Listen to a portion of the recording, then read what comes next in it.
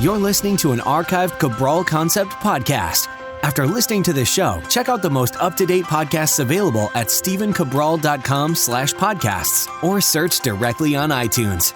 And now, welcome to the Cabral Concept, where board-certified naturopath and integrative health practitioner Dr. Stephen Cabral shares how he was diagnosed at the age of 17 with a life-altering illness and given no hope for recovery. It was only after studying and traveling all over the world did he discover how to combine ancient Ayurvedic healing practices with state-of-the-art naturopathic and functional medicine to fully rebalance the body and re-energize it with life. It's time to discover how to get well, lose weight, and finally feel alive again. And now, here's your host, Dr. Stephen Cabral.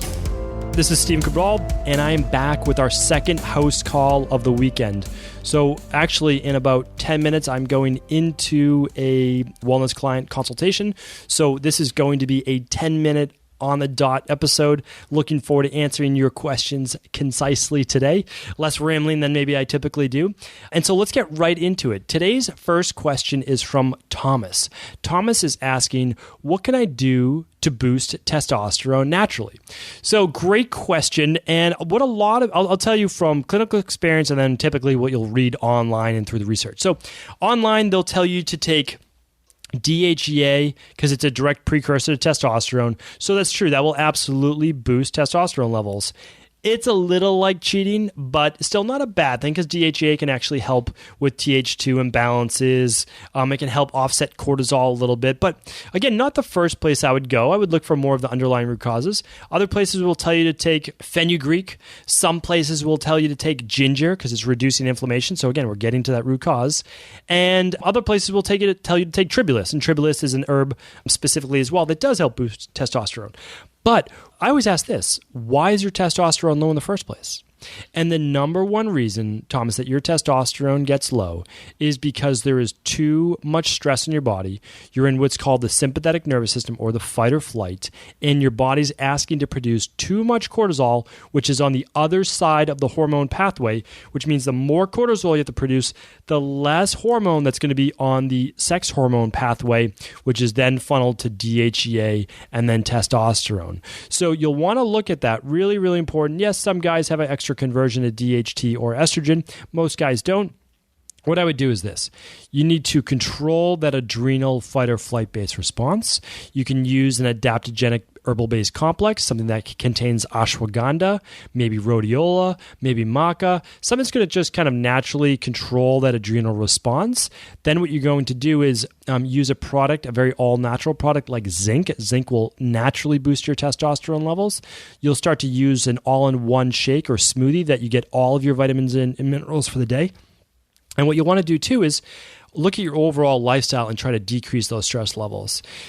Yes, you can add an exercise, and you should. 3 days a week of strength training, not every day, but every other day, 3 days a week. You're staying around the 10 rep range. That will boost testosterone as well, making sure that you train your legs with squats, deadlifts, lunges, and step-ups. If you do that, that will give you an extra boost, extra surge in testosterone. Just doing that alone, I've seen that in my practice literally every single week. I help athletes, professional athletes, Olympic athletes, all that, boost their testosterone naturally. That will absolutely work for you rather than you using a bunch of crazy supplements. And again, you can test this just by doing a simple hormone test, a saliva test. It's called an adrenal hormone stress test. Just check it out at stephencabral.com/store. You can check that out.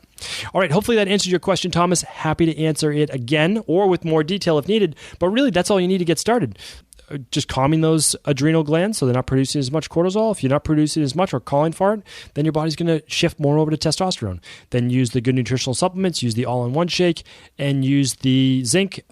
That's basically it. Do some good exercise. All right. Jennifer A. is up next. Jennifer is asking, when will I start seeing results? And her question was specific to weight loss. However, I want to answer this in general. So there's two parts to look at this. One is whenever you start a new program, you should really see an uptick in results within 21 days. So if you're looking at our weight loss program, we tell people you should lose 5 to 10 pounds your first week. If you're doing the Dr. Cabral Detox, if you're doing our regular nutrition plan, you should see a weight loss of 3 to 5 pounds your first week, but not less than 3 pounds. It should be at least that. Typically 5 pounds your first week. 5 to 10 if you're doing the detox. And then it will start to slow down a little bit, but not a lot. You'll lose over 10 pounds in 14 days and 15 plus pounds in 21 days on the Dr. Cabral Detox. And it might be, 10 pounds the first month if you're just doing the nutrition part of it.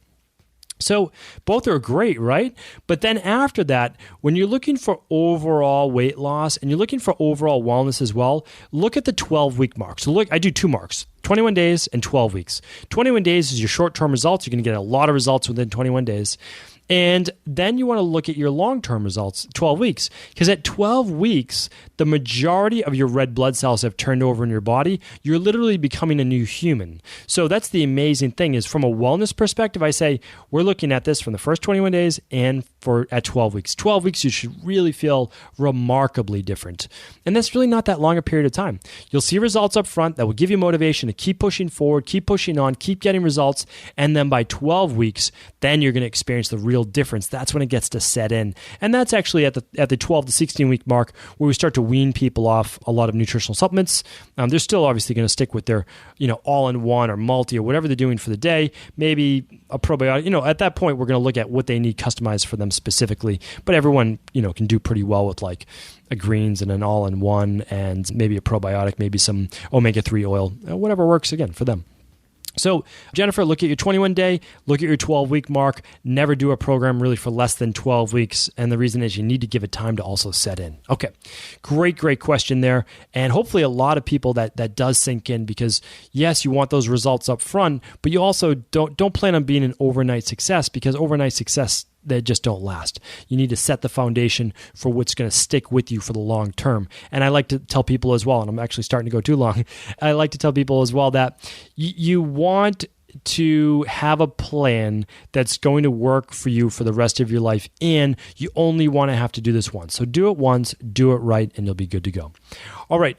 Wes, great question. Great last question by Wes. Wes is asking, what's your recommendation for a certain form of yoga? So Wes has been doing strength training before, doing a lot of like harder based training and wants to move from like the athletic strength and conditioning to doing some yoga to balance himself. And that's a great question. That's what I did myself. I used to do a lot more hard weight training and now my routine's very, very varied. And the yoga that I recommend for almost every human alive is not one of these very intense yogas or hot yoga or ashtanga or anything like that. And the reason is this, that for most people, they don't need to push themselves more than they're already doing for a regular workout or the stress of their job or the lack of sleep. What they need is to balance their life with a softer form of yoga. And so the softer forms of yoga would be something like hatha yoga, or it will even say on like a yoga schedule, a gentle flow yoga or something like that. So hatha is Hatha. That's the form that I recommend. And the reason is that if you're already doing weight training, why do you need your yoga form to be intense as well? No, you want that to balance it. And so that's how I use it as well. You're going to focus more on your breathing. You're going to focus more on the stretch, the flexibility, the flow, the movement of energy through your body. And I'm telling you, that is the way to go because that is what balances. You can't do everything hard in life. And I learned that the hard way. You can't work hard, not sleep, train hard, everything hard, right? You need to balance your life. And I only realized this as the years progress. And I'm trying to teach people so they can learn it hopefully earlier than I did. But to do that, you need to balance it with something like Tai Chi or Qigong or a Hatha yoga or slow flow yoga. So hopefully, Wes, that makes sense for you. And since you're already doing athletics, you want to do that gentler form of yoga. And it will benefit you that much more because it's an active rest day, helps the muscles recuperate, and you're going to feel fantastic. So again, if that didn't answer your question, do feel free to write back in. Always happy to do second responses to questions as well. We've got a lot of great questions coming in every single week. And make sure you tune in next week. I have so many great shows lined up. I'm looking at, basically just my headlines. All I do is write a headline for the show and my mind starts going and we go from there. But I have some just great shows coming up next week, like milk not being healthy for you, juicing versus blending. A lot of great shows, like I said before. Really excited to get into those. And thank you again, everyone, for listening to the Cabral Concept. Did you know that the body really only becomes sick or imbalanced in only 2 ways? Over time, you become deficient in vital nutrients, and you also accumulate toxins internally and from the environment. As those nutrients diminish and you increase your total toxic load, your body then begins to show the first signs of dis-ease. It's actually quite predictable, and the good news is that if we know how you began to fill up that proverbial rain barrel, we also know how to empty it to begin the healing process. I was fortunate enough to learn this ancient healing process from my mentor after suffering from debilitating diseases for close to a decade. It was only when I began to implement these techniques did I finally overcome my illnesses and go on to live a life of energy and vitality that I now enjoy.